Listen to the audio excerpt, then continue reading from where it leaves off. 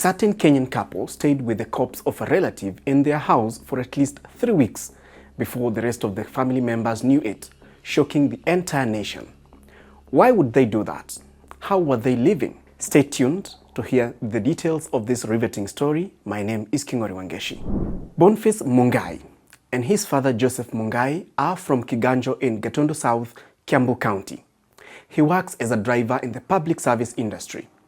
He used to stay near his mother, Rosemary Wahu, the main character in this story.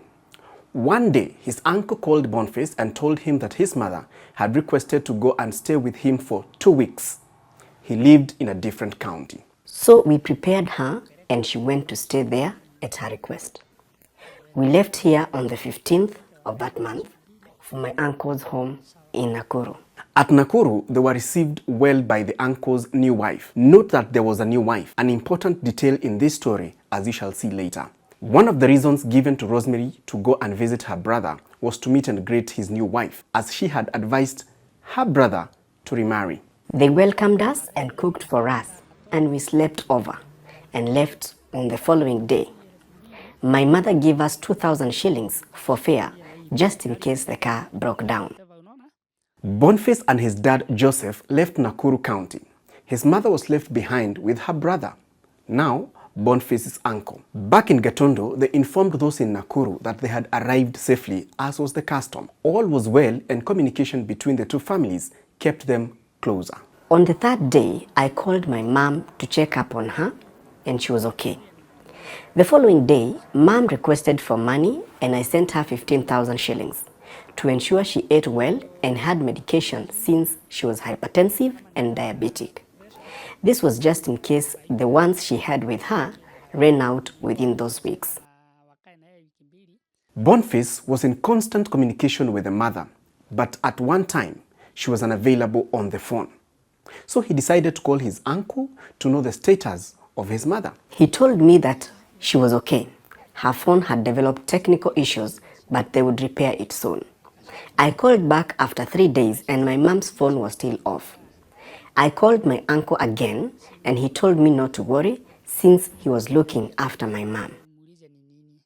Curiously, her phone remained off all along.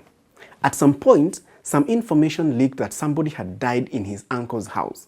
Boniface tried to find out more and he called his mother's phone in vain.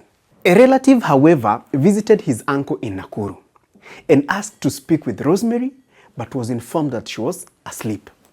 2 more people joined the family and started praying. The prayer was strange as they prayed for a body to resurrect at 4 o'clock. After the prayer, this relative was taken to see Rosemary and saw a dead, decomposing body. Surprisingly, she spent the night there before going back to Kiambu County without saying a word. When Mungai and his family could not reach their mother, they decided to go and see her in Nakuru because of the rumors they were hearing. They told me that they had called my uncle and he said his sister was okay. But they had also heard that someone died in the house. So they told me to call my uncle and inquire since we were close. I called him and inquired about the death that we had heard about. He told me to disregard anything because it was all rumors and assured me that mom was okay. Everybody then calmed down upon hearing this, but not for long. When Boniface insisted to know where his mother was, he was told that she was asleep. Then he asked her to be woken up so they could talk. Her auntie hung up the phone. I thought that she had gone to wake her up, so I called her back after 10 minutes. When she took long to call back, but when I called the phone, it was switched off. When his uncle's phone and that of his auntie went off, they smelt a rat. They decided to go to Nakuru and see how their mother was faring. When the time came, 14 of us left Kiganjo for Nakuru. My auntie, uncles, my father, and us the children. We got there at 5:40 a.m. in the morning. We found the lights were on, so we knew they were awake. I called my uncle, but he didn't pick up, though the call went through. I called a second and a third time, and he finally picked up. I was so angry, so I just commanded him to open the gate. When he opened the gate and finally the door to the house, there was a strong smell. That is when it dawned on them what was happening, and everybody started crying.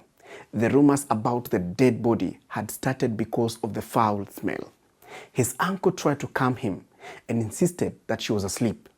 His wife opened the door to the room that Rosemary was supposedly in, and they followed her in to a horrible sight. When we entered the room, we saw someone lying down, but she was covered with a blanket. Then my aunt told us not to worry because God had said that she would resurrect. She then pulled the blanket aside and I saw my mom's hair because I knew the hairstyle that she had on. I confirmed that it was indeed my mom, and the meat on the side of her face had already decomposed. My aunt started screaming. When they inquired why they had done that, he kept insisting that Rosemary would come back to life. Imagine that. And they were living with a corpse for 3 weeks with a young baby in the same house. They reported the matter to the police in Nakuru, who came and took the decomposing body to the morgue and immediately arrested Boniface's uncle and his wife. But why did they do such a bizarre thing? The irate crowd that had gathered beat up the woman, and she confessed to have been a member of a cult-like church in Kenya, which killed nearly 500 people in the coastal region through forced fasting in a place called Shakahola. No wonder they kept praying for the resurrection of Rosemary. I hadn't expected such a thing to happen. We only took her to stay with her brother for 2 weeks. I didn't believe it, all because I expected to bring her back home alive. But instead, we found a dead body. And that's the strange story of a family which was praying for 3 weeks for a corpse to resurrect in Kenya. My name is Kingori Wangeshi. Keep watching. Thank you.